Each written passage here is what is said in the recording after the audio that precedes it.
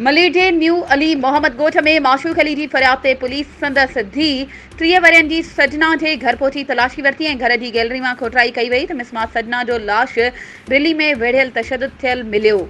Police वाक़े वारे हंधा शाहिदियूं गॾु कयूं, पाड़े वारनि खां बयान वरिता। न्याणी जे पीउ माशूक अली साफ़िन सां ॻाल्हाईंदे चयो त मां कोही ॻोठ मंज़िल पंप में रहंदो आहियां। न्याणी सजना के नवाब अली उर्फ दोदो के परणाए ॾिनी हुई। मुंहिंजी न्याणी शादी के 7 साल थी विया आहिनि।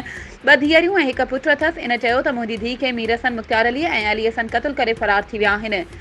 पुलिस एहलकार मीर हसन मुंहिंजी धीउ जे सहुरे जो भाउ आहे जंहिं क़त्ल कयो आहे। मुड़ुसु नवाब अली उर्फ दोदो ठहरी मीरवा जा रहवासी आहिनि। आऊं लाड़काणे जे कंबर शदादकोट जो रहवासी आहियां। कोही ॻोठ में प्राइवेट सिक्योरिटी गार्ड आहियां। पुलिस लाश अस्पताल उमाणे वधीक जांच शुरू करे ॾिनी आहे।